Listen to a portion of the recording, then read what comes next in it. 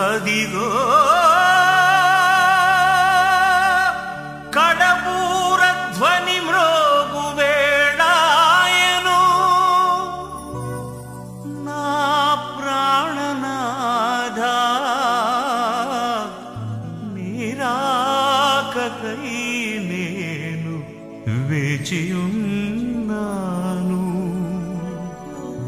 నా జీవదాత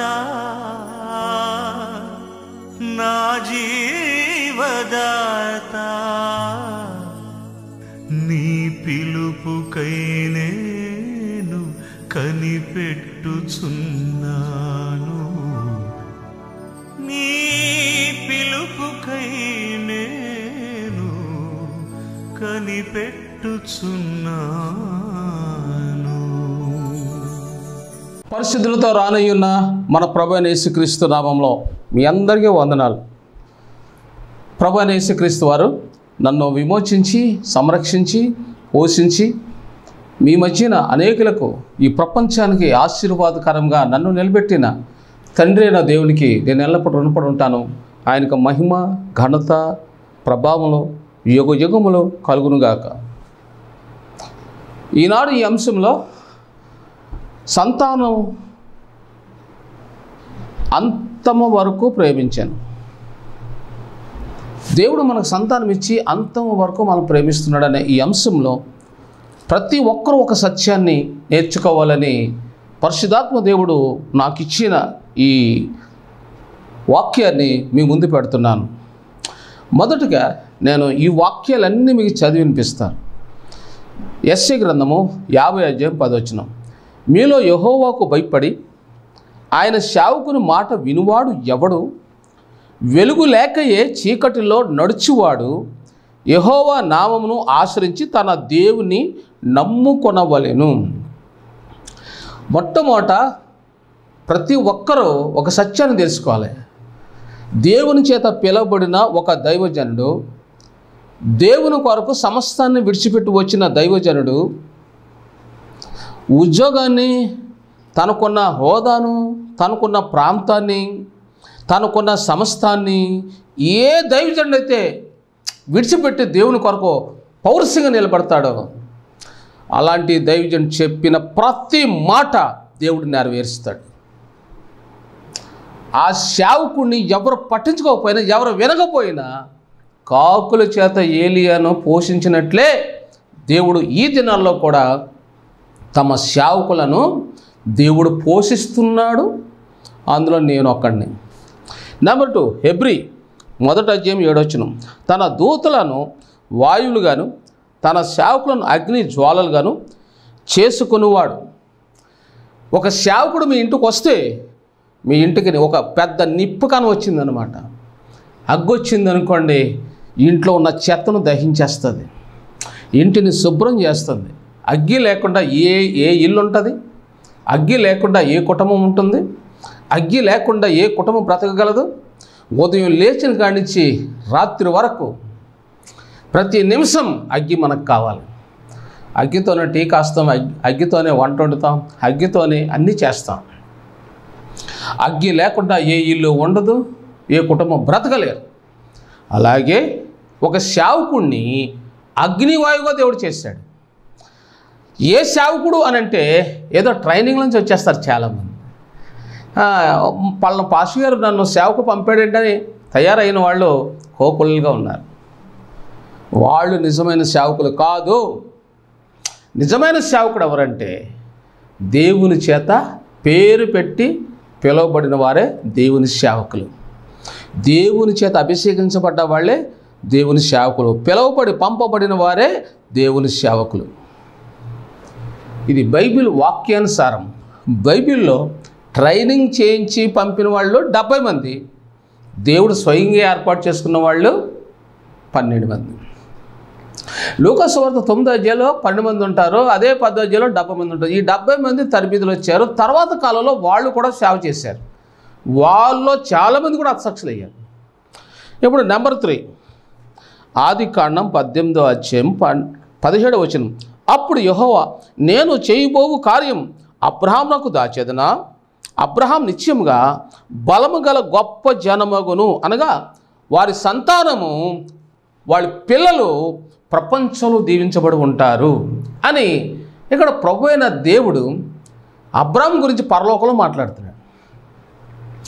అబ్రహాముకి దేవుడు ఏది చెప్తే చేసేవాడు, అందుకని దేవుడికి ఇష్టం. అబ్రహాం అన్నా, ఇస్సాక్ అన్నా, ఇజ్రాయేల్ అన్నా, ఇజ్రాయేల్ తర్వాత వచ్చిన యోసేపు అన్నా, ఆ తర్వాత తర్వాత తర్వాత నేటి వరకు అబ్రహాంలోంచి వచ్చిన ప్రతి ఒక్కరిని దేవుడు ఆశీర్వదించాడు. వారిని ఎదుర్కోవడం ఈ ప్రపంచంలో ఎవ్వరి తరం కాదు. యూదులు ఈ ప్రపంచానికి ఒక నెట్వర్క్ వేశారు, అది అద్భుతం. వాళ్ళు వేసిన అంచనాలు ఎంతవరకు ఎవ్వరికి చేజెక్కలేదు, చేజెక్కవు కూడా. ఈ ప్రపంచంలో యూదులకు కొంతమంది స్పెషల్ గ్రూప్ ఉన్నది. ఎక్కడ ఏం జరుగుతున్నదో వాళ్ళు ఇట్టే కనిపెట్టేస్తారు, చెప్పేస్తారు, తెలుసుకుంటారు, జాగ్రత్త పడతారు, తమ వారిని రక్షించుకుంటారు. ఎందుకంటే ఆనాడు అబ్రహాము సంతానానికి దేవుడు ఇచ్చిన వాగ్దానం, అప్పటికి ఇంకా సంతానం లేదు. ఎప్పుడైతే ఈ మాట దేవుడు సెలవిచ్చాడో తర్వాత అబ్రహాము ఒక మంచి పని చేశాడు. ఏమిటి ఆ మంచి పని అని అంటే, ఇక్కడ ఈరోజు మనం తెలుసుకుంటాం. అబ్రహాము తనకు కలిగిన అన్నిటిలో 10వ వంతు ఇచ్చాను అనే మాట ఆదికాండం 14వ అధ్యాయం 20వ వచనము రాయబడింది. అప్పుడు అతడు, బైబిల్లో అప్పుడు అతడు, అప్పుడు అనే పదాలు అధికంగా కనబడతాయి. నువ్వు ఇచ్చాక అప్పుడు దేవుడిస్తాడు. నువ్వు ఇవ్వకుండా అప్పుడు అనే పదం ఉండదు. అప్పుడు మీరు సామెతల గ్రంథం 3వ అధ్యాయం 9వ వచనం చదివితే, అప్పుడు నీకు కలిగిన అన్నింటిలో 10వ భాగం 10వ వంతు నువ్వు దేవునికి చెల్లించు, అప్పుడు దేవుడు నీకు నీ ఎముకలను బలపరచును, ఆరోగ్యం ఇచ్చును, అప్పుడు నీకు పిల్లల్ని ఇచ్చాను, అప్పుడు నీ జీవితాన్ని శుద్ధి చేయను. అప్పుడు చాలామంది ఫోన్ చేసి, అయ్యా మాకు పిల్లలు లేరు, ప్రార్థన చేయండి అంటారు. ఎందుకంటే అలాగంటారు? అన్నవాడికి కొంచెం జ్ఞానం ఉండాలి. వాక్యాన్ని వదిలేశారు వాళ్ళు, సేవకుల మాట వినరు.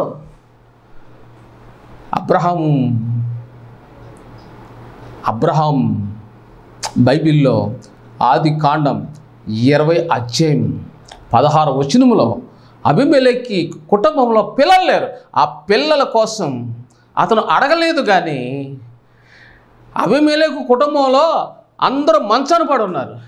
అబ్రహాము వంశంలో ఉన్న వాళ్ళ చెల్లెలు కావచ్చు, వాళ్ళ కూతురు, వాళ్ళ తాలూకా కావచ్చు, వాళ్ళు ఎవరైనా కావచ్చు, వాళ్ళ భార్యలు కావచ్చు, వాళ్ళ పిల్లలు కావచ్చు, ఎవరైనా కావచ్చు, కానీ సంతానం లేదు. వాళ్ళందరూ గొడ్రంటలుగా ఉన్నారు.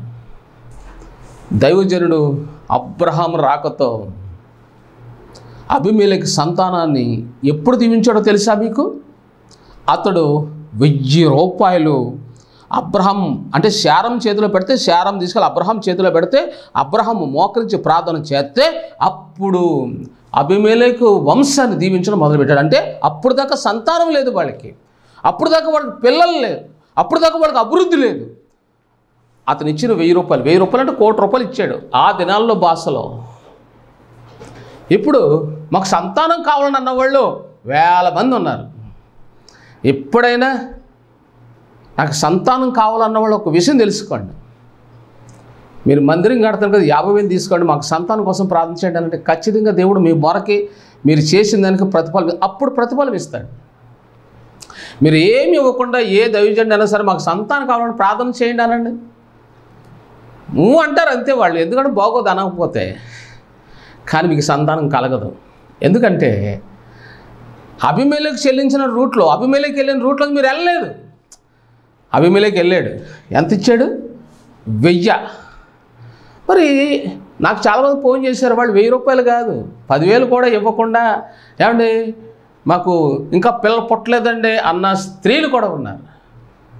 ఈ బైబిల్ ఏం చెప్తుంది? అబీమెలెకు ఇచ్చాడు, అప్పుడు తిరిగి పొందుకున్నాడు. నువ్వు బయటికి వెళ్ళాక ఇవ్వకుండా ఏమీ పొందుకోలేవు, ఏమీ తేలేవు. గమ్ముని నువ్వు వెజిటబుల్కి వెళ్తావు, ఫ్రూట్స్ కొంటావు, డ్రెస్సులు కొంటావు, వగైరా ఎన్నెన్నో కొను, సెల్ ఫోన్ తీసి టక్ టక్ ఫోన్పేలో డబ్బులు పంపించేస్తావు. అప్పుడు నువ్వు తీసుకున్న వస్తువులు నీ ఇంటికి వస్తాయి. నువ్వు ఫోన్పేలో డబ్బులు కొట్టకుండా మాత్రం నువ్వు కొన్న ఐటమ్స్ ఇంటికి తేలేవు. అప్పుడు సునీమిరాలు ఎలీసాను తన ఇంటికి పిలిచింది. ఎలీసా రాకతో ఆమె జీవితం ధన్యమైపోయింది. ఆమె నడివయసు వచ్చేసింది సునిమిరాలు. ఎప్పుడైతే ఎలీసా సునిమిరాలు ఇంట్లో అడుగుపెట్టి భోజనం చేశాడో, ఆ రాత్రి అక్కడ ఉన్నాడో, అతని శిష్యుడు, ఆ ఇంటికి వెలుగొచ్చింది. ఆయన వెళ్ళిపోయిన తర్వాత ఆమె ఒక విధవరాలు. చెప్పాలంటే ఆమెకు సంతానం గొడ్రాళ్ళు. క్షమించాలి, ఆమె విధవరాలు కాదు, ఆమె భర్త ముసలివాడు. అయితే ఆయన వచ్చి వెళ్ళిపోయిన తర్వాత ఆమె అడగలేదు, నాకు బిడ్డలు లేరండి. అడగకుండానే ఒక కొడుకును సంపాదించుకుంది. చాలా ఆశ్చర్యం. ఆమె నడువసి వచ్చింది కాబట్టి ఇంకా నాకు బిడ్డలు పుట్టరు అనుకుంది. కానీ దైవజనుడిని ఎలా గౌరవించాలో అలా గౌరవించింది. ఆమె ఏం చేసిందంటే, ఎలీసా రానని అన్నా సరే బలవంతపరిచాను అని ఉంది బైబిల్లో. బలవంతపరిచాను. ఎప్పుడైతే బలవంతం చేసి తన ఇంటికి రమ్మన్నాతో ఆమె గురించి పరిశుద్ధాత్ముడు మెచ్చుకొని ఏమన్నా తెలుసా, గనురాలు అని బిరుదిచ్చాడు. పిల్లలు లేని నీకు, పిల్లలు లేరని చెప్పే నీవు దైవజనుడి మాట లెక్క చేయలేనప్పుడు నీ మాట ఎందుకు లెక్క చేస్తాడు దేవుడు? నువ్వు లెక్క చేయవలసింది వాక్యం. ఇక్కడ వాక్యం ఏం ప్రకటిస్తుంది, ఏం ప్రకటించబడుతుంది. ఆ దైవజనుడికి నువ్వు విలువ ఇవ్వలేనప్పుడు నీ మాట ఆయన లెక్క చేయడు. గనురాలైన సునిమిరాలు. ఎందుకని? ఎలీసా ఆ ఇంటికి వచ్చాడు, వెళ్ళాడు, ఒక బిడ్డను సంపాదించుకున్నాడు. అందుకనే ఈ అంశం పేరు సంతానం ఇచ్చి అంతము వరకు ప్రేమించాను. చూసారా? నీ జీవితంలో దేవుడు నీకు సంతానం ఇవ్వాలంటే ఈ వాక్యాన్ని బాగా గ్రహించు. నెక్స్ట్ జకర్యా 7వ అధ్యాయం 10వ వచనం 12వ వచనం వరకు. విధవరాండ్రను, తండ్రి లేని వారిని, పరదేశులను, దరిద్రులను బాధ పెట్టకుడి. మీ హృదయమందు సహోదరులో ఎవరికిని కీడు చేయ తలచుకుడి. అయితే వారు ఆలకింపనొల్లక మూర్ఖులై వినకుండా చెవులు మూసుకొనిరి. ధర్మశాస్త్రమును పూర్వీకులైన ప్రవక్తల ద్వారా సైనిక అధిపతియగు యెహోవా తన ఆత్మ ప్రేరణ చేత తెలియజేసిన మాటలను తాము వినకుండునట్లు హృదయములను కురువిందుము వలె కఠినపరుచుకొనిరి. గనుక సైన్యానికి అధిపతియగు యెహోవా యొద్ద నుండి మహా ఉగ్రత వారి మీదకి వచ్చాను. ఏమొచ్చిందంట? దైవజనుడు చెప్పిన మాట వినకుండా ఫోన్ పెట్టిసే వాళ్ళ మీదకి దేవుని ఉగ్రత వస్తుందంట. దైవజనుడు రాకను ఇష్టపడలేని వాళ్ళ మీద దేవుని ఉగ్రత నిలిచి ఉంటుంది. దైవజనుడు మీ ఇంటికి వస్తానంటే వద్దు అనుకున్న వాళ్ళకి ఎప్పటికీ పిల్లలు పుట్టరు. మీరు కోట్లు ఖర్చు పెట్టినా సరే, మీ ఇల్లు దీవునికరంగా మార్చబడాలంటే దైవజనుడు రాక మీ జీవితాన్ని మార్చివేస్తుంది. మర్చిపోకండి, మీ జీవితాన్ని మార్చేది 7 వారాలు కానీ 7 నెలలు కానీ దైవజనుడు మీ ఇంట్లోకి పిలిపించి 7 ఆదివారాలు ఆరాధన చేయించుకోండి. అప్పుడు మీ జీవితంలో, మీ గర్భసంచిలో దేవుడు అబ్రహాములోని ఆశీర్వాదం మీకు పెడతాడు. ఆదికాండము 14వ అధ్యాయం 20వ వచనం. అప్పుడు అతడు అన్నిటిలో అతనికి 10వ వంతు ఇచ్చాను. నీకు వచ్చిన జీతంలో దశమ భాగం, ఉదాహరణగా నీకు 50,000 జీతం, అందులో నుంచి 5,000 తీసి నువ్వు ఎప్పుడైనా నాకు సంతానం కావాలండి దైవజనుడికి ఇచ్చావా? ఇచ్చానండి. నువ్వు ఎవరికి ఇచ్చావో వాళ్ళనే సంతానం కోసం ప్రార్థించమని అడుగు. నువ్వు ఎవరికైతే ఇవ్వవో, ఎవరైతే నువ్వు పట్టించుకోవో వాళ్ళు ప్రార్థన చేసిన నీ ప్రార్థన దేవుడు అంగీకరించడు. ఎందుకో తెలుసా? ఆ దైవజనుడు చేసిన నీ పక్షంలో అంగీకరించడు. ఎందుకంటే నువ్వు నీ కొరకు ప్రార్థించిన దైవజనుడిని నువ్వు గౌరవించలేదు, మర్యాద చేయలేదు, ఆహ్వానించలేదు. నాకు బిడ్డలు కావాలంటే అని చెప్పి ఒక 50,000 ఇచ్చావా? పోలే, నెల నెల అదనంగా ప్రతి నెల ఒక 7 నెలలు 5,000 చొప్పున పంపించి చూద్దాం. సంతానం అనే మాటకు నిర్వచనం ఏంటో అప్పుడు నీకు తెలుస్తుంది. సంతానం అంటే అంత ఉచితంగా దేవుడు ఏమి ఇవ్వడం, ఎవరికి ఇవ్వడం. ఇవ్వాలంటే దానికి కొన్ని షరతులు ఉన్నాయి. ఒకటే, మందిరం కొరకు కానీ నువ్వు చేయి చాపి ఒక 50,000, 60,000 లేదా 1,00,000 రూపాయలు ఇచ్చావనుకో, దేవుడు లెక్కలు కడతాడు. నువ్వు పిల్లల కోసం హాస్పిటల్లో మందులకి ఎన్ని వేలు ఖర్చు పెట్టావో దానికి రెట్టింపు నువ్వు దేవుడికి ఇవ్వగలిగితే దేవుడు సంతానం ద్వారం తెరుస్తాడు. ఒకటి, మందిరం కట్టడంలో నువ్వు చేయి చాపాలి. రెండోది దిక్కులేని వాళ్ళకి. ఇక్కడ నేను చదివిన మాటలు ఏముందంటే 7వ అధ్యాయం జకర్యా 10వ వచనం, విధవరాండ్రకు తండ్రి లేని వారిని పరదేశులను దరిద్రులను బాధ పెట్టకూడి. అంటే అర్థం ఏంటంటే బాధ పెట్టడం అంటే అలాంటి వాళ్ళకి నువ్వు సహాయం చెయ్యి. మీ ముందు నించున్నాను నేను ఇక్కడ, మీరేమంటారు? నన్ను ఎస్ఎస్ బాబు అంటారు, లేదు నన్ను బ్రదర్ ఎస్ఎస్ బాబు అంటారు. నా కేర్ ఆఫ్ అడ్రస్ ఏంటో తెలుసా? ఫుట్పాత్. నాకెవరు లేరు, బాల్యం నుంచి అమ్మ లేదు, నాన్న లేడు, నాకు అన్ని ప్రభువే. నేను ఒక పరదేశి, నేను ఏమీ లేను, ఒక అనామకుడు. చదువు లేదు, ఆరోగ్యం లేదు, ఇల్లు లేదు, వాకలు లేదు. కానీ దేవుడు ప్రపంచంలో గొప్ప గనుడిగా నన్ను ఆశీర్వదించాడు. దేవునికి మహిమ కలుగును గాక. సునీమిరాలు ఎలీషా మాట విన్నది, ఒక కొడుకును సంపాదించుకుంది. నువ్వేం సంపాదించగలవు? నువ్వేమి ఇవ్వగలవు? మేము మందిరం కడుతున్నాం, డొనేషన్ ఇవ్వండి, దేవుడు మీకు బిడ్డనిస్తాడంటే మా కోసమా? మీకోసం చెప్పాను నేను. అరే ఎవరు స్పందించలేదు. ఆంధ్ర నన్ను చాలామంది బొంబాయిలు అంటారు, క్యూ బాయ్ సాబ్ ఎస్ఎస్ బాబు आप आंध्र क्यों जा रहे आप? आंध्र लोग तुम्हारा बात नहीं सुनेगा, मानेगा नहीं, कंजूस लोग है आंध्र लोग, वो बहुत भूत का जैसा कमीने लोग है, वो लोग सब कंजूस आदमी लोग हैं। इस मसीह के लिए खर्च करने के लिए 100 बार सोचती है, लेकिन अपना पेट के लिए सोचने में एक बात बस, వాడు కడుపు కోసం లక్షలని ఖర్చు పెడతారు, కానీ దేవుడి కోసం ఖర్చు పెట్టేటప్పుడు 1కి 100 సార్లు లెక్క పెడతారని హిందీలో సామెత ఉంది. నాకు చెప్తుంటారు వాళ్ళు, ఆంధ్రాకి వెళ్ళొద్దని. మా సొంత ఇల్లు బొంబాయి, మేము ఉన్నది కులాబా. బొంబాయి నుంచి మేము ఆంధ్ర వస్తుంటాం వెళ్తుంటాం, ఆంధ్ర వస్తుంటాం వెళ్తుంటాం. కానీ బొంబాయిలో మాత్రం మేము వెళ్తున్నాము, మేము వస్తున్నాము, మీ ఇంటికాడ ప్రార్థన పెట్టాలంటే వెంటనే పెట్టించుకుంటారు వాళ్ళు. కానీ ఆంధ్రలో పెట్టుకోరు. మా ఆయన ఒప్పుకోడండి. మరి ఒప్పుకోలేనప్పుడు ఒక 50 మంది బట్టలు పంచిపెట్టామ్మా, 50 మందికి లేని వాళ్ళకి, అనాథులకి, దిక్కు లేని వాళ్ళకి బట్టలు పంచిపెట్టుకో, 25,000 అవుతుందంటే మాట్లాడరు.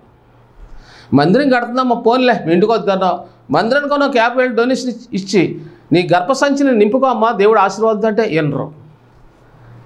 ఆంధ్రప్రదేశ్కి నేను ఆంధ్రప్రదేశ్ ఉండే, కానీ బొంబాయి, హర్యానా, మధ్యప్రదేశ్ చిన్నప్పుడే నన్ను ఎన్నో గృహాలు ఆహ్వానించారు, ఇప్పటికీ కూడా. అందుకే నాకు ఆంధ్ర రావడానికి ఇష్టం ఉండదు. ఎందుకో తెలుసా? కడుపు కట్టుకొని పని చేస్తాం, కనీసం ట్రావెలింగ్స్ కూడా ఇవ్వరండి. మేము వస్తాం, ఏడుస్తూ వెళ్ళిపోతాం ఆ ఇంట్లోంచి.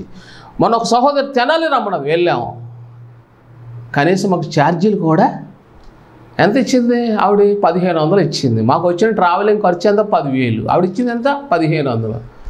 మేము ఏడుస్తూ వచ్చాం. ఆ ఏడుపు వాళ్ళని ఏడిపిస్తుంది. ఇప్పటికి వాళ్ళకి నెమ్మది లేదు. నేను చెప్తున్నాను, హైదరాబాద్ వెళ్ళాము, కొంతమంది రమ్మన్నారు, మాట్లాడలేదు. అక్కడి నుంచి ఏడుస్తూ వచ్చాం. ఆ ఏడుపు కన్నీళ్ళకి మరి పిలిచిన వాళ్ళకి నెమ్మది ఉంటుందా? మీరు చెప్పండి. అలాంటప్పుడు ఎందుకు పిలవాలి? మమ్మల్ని మేము రాకముందు వాళ్ళు మా కోసం ఆస్తి ఎదురు చూస్తారు, మేము వెళ్ళాక ఓ చింతేనా అనుకుంటారు. ఇంకెంత ఇంకెంత. కాబట్టి మనుషులు మారాలి. తెలుగు ప్రజలు మారలేదు.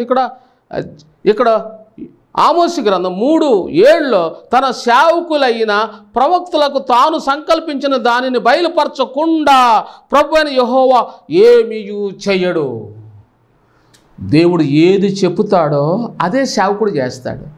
సేవకుడు ఏది చెబుతాడో అదే దేవుడు చేస్తాడు.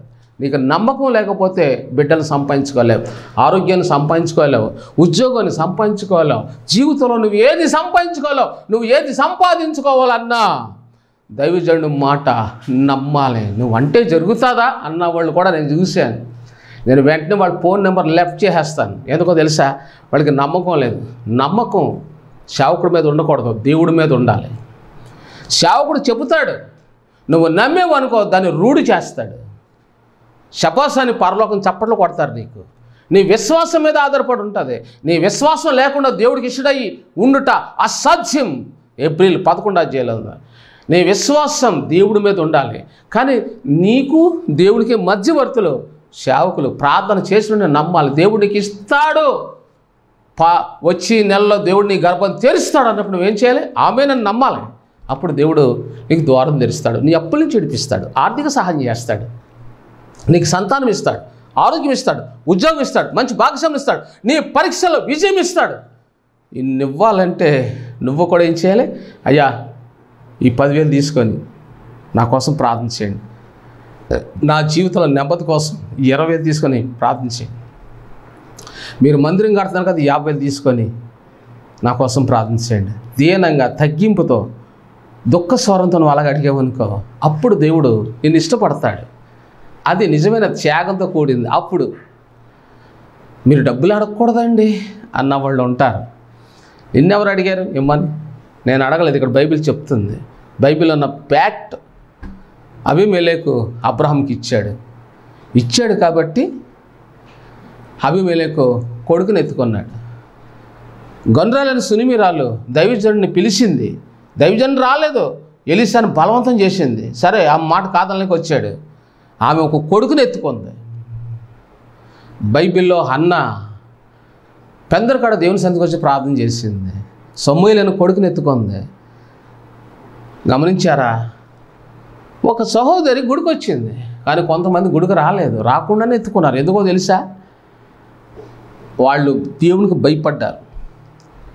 పౌలు గారిని మా ఇంటికి వచ్చి ఉండడం నేను విశ్వాసం కలదాన్నా అని అడిగింది. ఎవరో? లూదియా.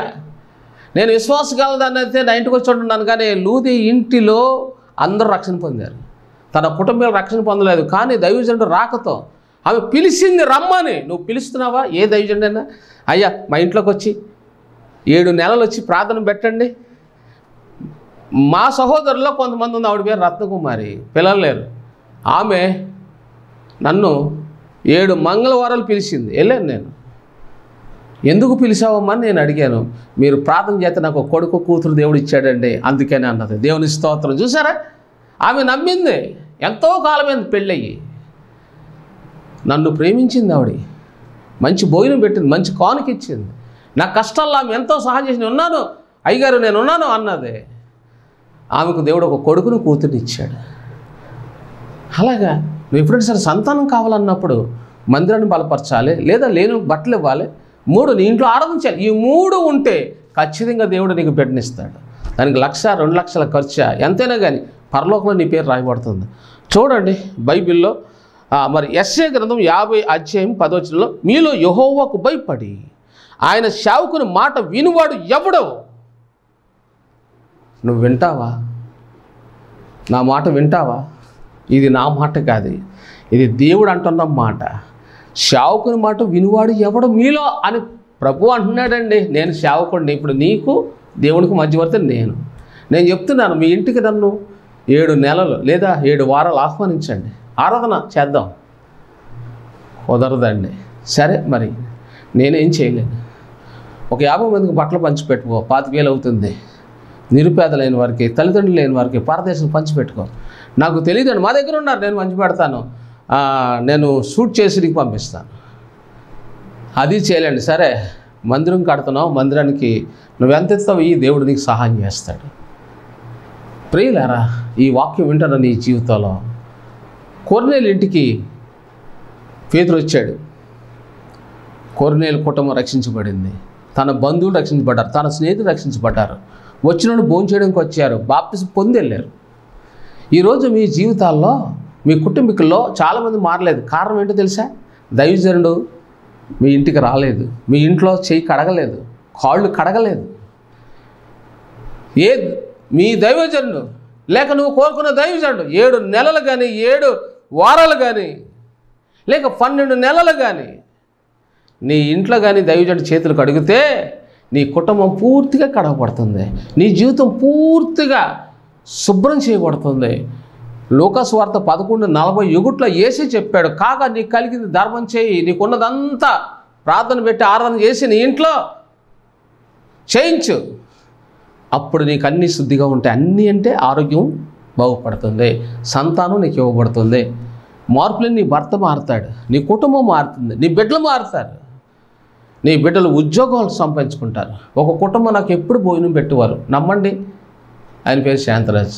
ఆ కుటుంబం ఎంతగా దీవించబడిందో తెలిసి నాకు ఎప్పుడు భోజనం పెట్టేవారు. రాత్రి 2 గంటలకు వెళ్తే నేను సేవకి వెళ్ళొచ్చి వాళ్ళు నిద్రపోయేవారు కాదు, నేను అన్నం తినేదాకా అలాగే వెయిటింగ్లో ఉండేవారు. నేను ఎక్కడికో వెళ్ళొచ్చేవాడిని. ఇదంతా 30 ఏళ్ళ క్రితం. నేను సైకిల్ మీద వెళ్ళేవాడిని సువార్తకి. ఆ రోజుల్లో బైకులు ఇంకా పుట్టలేదు. సైకిల్ మీదే నేను 30 సంవత్సరాలు సేవ చేశాను. సైకిల్ తొక్కి చీకట్లో నా లైఫ్ ఏంటో తెలుసా? మంచి కారు మీద వెళ్ళి వచ్చేవాడిని, మంచి ఉద్యోగం బొంబాయిలో. కానీ ఆంధ్రప్రదేశ్ వచ్చే 30 సంవత్సరాలు నేను సైకిల్ మీద వెళ్ళి వచ్చాను. గోతుళ్ళు, పాములు అడ్డంగుండి, దెయ్యాలుండి రోడ్ల పక్కన అవి నన్ను చూసి పారిపోయి అంత భయంకరంగా సేవ చేశాను. ఇండియాలో, ఆంధ్రలో కాదు, ఇండియాలో నాకు అన్నం పెట్టిన వాళ్ళు అందరూ ఆశ్రయించబడ్డారు. వాళ్ళకి పెళ్ళిళ్ళు అయ్యాయి, ప్రభుత్వ ఉద్యోగాలు వచ్చే, ముగ్గురేసి బిడ్డల్ని, కొంతమంది 2 కొడుకులు కనుక్కున్న కుటుంబాలు ఉన్నాయి. నాకు అన్నం పెట్టిన చేతులు, నన్ను తమ ఇంటికి పిలిచిన వాళ్ళ కుటుంబాల్లో 2 బిడ్డలు. డాక్టర్లు కూడా ఆశ్చర్యపోయారా, మీకు పిల్లలు పుట్టరు కదా అని అంటే వాళ్ళు అన్నారు, ఈయన రాకతో, ఈ దైవజనుడు రాకతో మాకు దేవుడు 2 బిడ్డలు ఇచ్చాడండి, పర్మనెంట్ జాబ్ ఇచ్చాడండి అని గర్వంగా చెప్పుకుంటారు. మా దేవుడు ప్రభు అయిన క్రీస్తు. అలాంటి సాక్ష్యం నువ్వు చెప్పాలని ఈ అంశం ద్వారా దేవుడు నీతో మాట్లాడుతున్నాడు. అలాంటి కృప నీవు కూడా అబ్రహాములోని ఆశీర్వాదం పొందుకో. ఇక్కడ ఏమంటాడంటే, నేను చేయబోవున్నది అబ్రహాముకు చెప్పకుండా దాచేదనా అనే మాట ఇక్కడ మనకి కనబడుతూ ఉంది. అంటే ఇక్కడ ఈ వాక్యంలో ఆమోసు గ్రంథం 3వ అధ్యాయం 7వ వచనం, తన సేవకులైన ప్రవక్తలకు తాను సంకల్పించిన దానిని బయలుపరచకుండా ప్రభువైన యెహోవా ఏమీయూ చెయ్యడు. కాబట్టి ఇక్కడ మీరు తెలుసుకోవలసిన సత్యం ఏమిటి అని అంటే, మత్తయి సువార్త 7వ అధ్యాయం 7వ వచనం, అడుగుడి మీకు ఇయ్యబడును, తట్టుడి మీకు తెరవబడును. అంటే నువ్వు ఇచ్చాక అడిగేవానికి ఇస్తాడు, నువ్వు ఇవ్వకుండా అడిగేవానికి ఇవ్వడం. నువ్వు సేవకుని పిలిపించుకో, నీ ఇంట్లో ఆరాధన చేయించుకో, లేదా లేని వాళ్ళకి వస్త్రాలు పంచిపెట్టో. ఒక 50 మందికి 5,000 అయితే అవునాయి. నీ జీవితంలో ఒకసారి చూసుకో. మందిరం కట్టడానికి ఒక 50,000 పరీక్షించుకో, దేవుడు నీకు ఖచ్చితంగా సహాయం చేస్తాడు. కాబట్టి అబ్రహాం జీవితంలో ఏమంటాడంటే, ఆదికాండం 18:17, అప్పుడు యెహోవా నేను చేయబోవు కార్యము అబ్రహామునకు దాచేదనా అన్నాడు. ఈ 18:17లో నేను చెప్పేది ఏదైనా అబ్రహాం చెప్పకుండా చేయను అని ఒక తీర్మానం చేసుకున్నాడు. ఎందుకు చేసుకున్నాడు అని అంటే, ఆదికాండం 14:20లో అబ్రహాము తనకు కలిగిన అంతట్లో 10వ వంతు దేవుడికి ఇచ్చాడు. ఈ 10వ వంతు ఎప్పుడైతే ఇచ్చాడో, 14:20 వచ్చిన ఆదికాండంలో ఉన్న వాగ్దానం ఏంటంటే, అప్పుడు అతడు అన్నిటిలో అతనికి 10వ వంతు ఇచ్చాడు. అతనికి అంటే యేసుక్రీస్తుకి ఇచ్చాడు. 18వ అధ్యాయము 17వ వచనంలో అప్పుడు యెహోవా, అంటే ఇచ్చాడు కాబట్టి అప్పుడు అబ్రహాంకు చెప్పి కొడుకుని ఇస్తానన్నాడు, ఇచ్చాడు. అదనమాట. అబ్రహాం ముందు ఇచ్చాడు, తర్వాత కొడుకును తిరిగి తీసుకున్నాడు. ప్రియులారా, నీ జీవితంలో దేవుడు ఒక బిడ్డను వలన ఆశపడుతున్నాడు. ఈ వాక్యము నీ హృదయంలో ఫలించినట్లయితే మీ గృహంలో ఆరాధన చేయండి, 7 ఆదివారాలు చేయించుకోండి. దేవుడు మిమ్మల్ని దీవిస్తాడు. ఆరోగ్యమా, సంతానమా, ఏదైనా సరే దేవుడు నీకు సహాయం చేయగలడు. నీకైనా డౌట్స్ ఉంటే వాట్సాప్లో మెసేజ్ పెట్టు, నేను తప్పకుండా జవాబిస్తాను. అన్నట్టు ఈ పరిచయలో నువ్వు సంవత్సరం సభ్యత్వం ఒక 5,000 నువ్వు కట్టగలిగితే, ఒక 2,000 నువ్వు పంపుకోగలిగితే నీకు జవాబులు వస్తాయి. బుక్స్ కూడా పంపిస్తాం, నీకోసం మేము ప్రార్థిస్తాం. ఒకవేళ నువ్వు మా మందిరాన్ని నిర్మాణంలో ఉంది, ఒక 10,000 20,000 నువ్వు ఇవ్వగలిగితే, నువ్వు ఎక్కడున్నా సరే నువ్వు రూపాయి అవసరం, మేమే వచ్చి నీకు ప్రార్థన చేసి వెళ్ళిపోతాం. దేవుడు నీ పట్ల గొప్ప కార్యాలు చేయునుగాక. ఆమెన్. ప్రార్థన. పరిశుద్ధుడా, ఈ వాక్యం వీరందరూ పాలించేసి సంతానహీనులుగా ఉన్న వీరికి సంతానం ఇచ్చి కుటుంబాన్ని జ్ఞాపకం చేసుకోండి. వీరి కన్నీరు నాచుగా మార్చండి. యేసు నామములో ప్రార్థిస్తున్నాం తండ్రి. ఆమెన్. వందనాలు. హృదయమే నీ ఆలయం క్రీస్తు, నీ నామమే నా గానం, విదితము కాదే ఇలలో ఎవరికి వివరించగని పావన రూపం. హృదయమే నీ ఆలయం క్రీస్తు.